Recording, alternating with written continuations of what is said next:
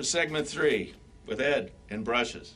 Now, just to review a little bit, we've been through this,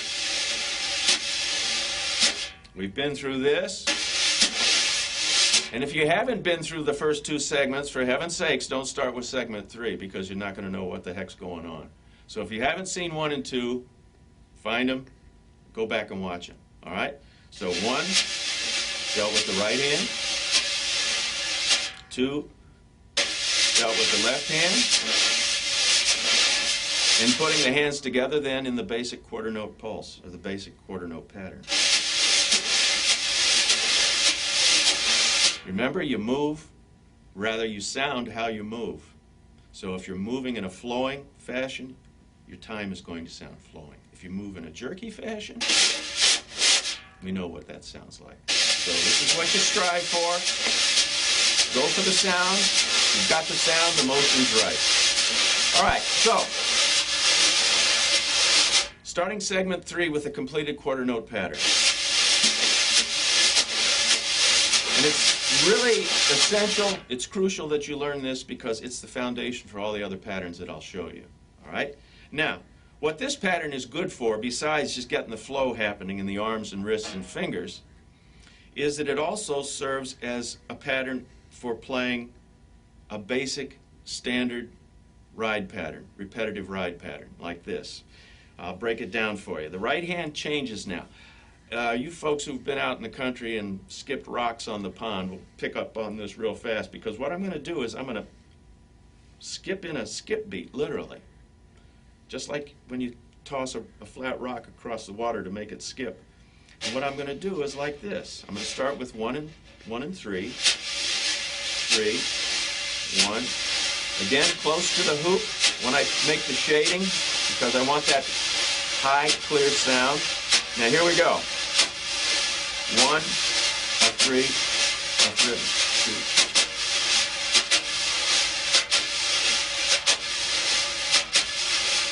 Now when I add the left hand to this, well, let's not add it yet. Watch.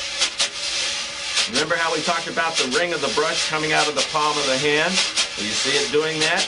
And that means one thing, that you're going with the flow of the brush, you're not fighting the brush. Because if you fight the brush, we're back to that. Now, if you really want a nice, erratic, nerve-wracking time feel, this is what you go for. But if you want something smooth, now I add the left hand.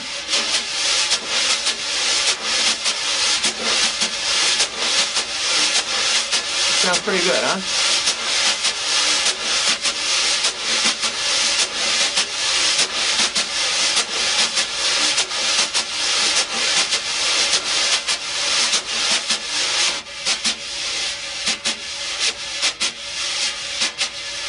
I can put a little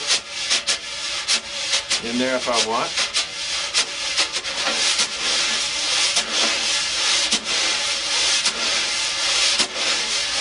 The other thing I should mention, it's always the really obvious things that we forget about, is you've got to have a nice coated head to play brushes on. Those clear heads aren't going to work. Heads with tape on them won't work. So this is what an etched head that Evans makes. But as you can hear, the head speaks for itself. So it's a good head to have for brushes. So,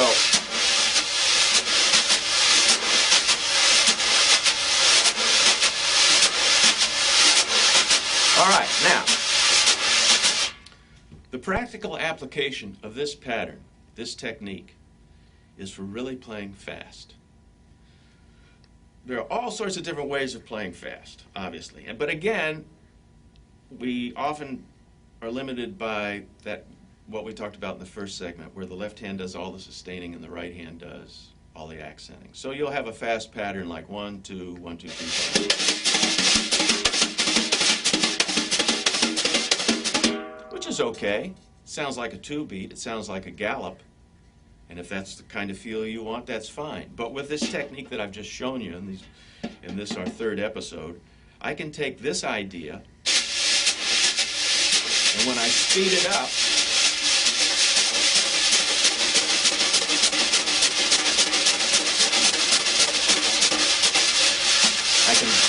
great ease play. Translate that into a horizontal pattern.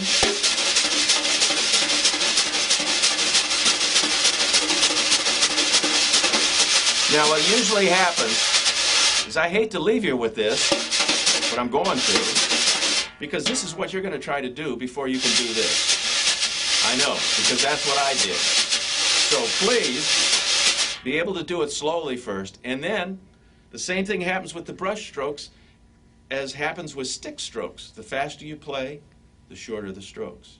So don't try to play this up-tempo pattern with the same strokes you use for the slower tempo.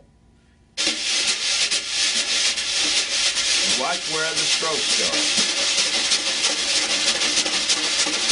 So I'm basically down just to fingers and wrists. All this is gone, and it's just down to that. So start with the big, and then refine it, and you will have success. If you start here, you're just going to tie yourself in knots. I know. All right? So, try it out.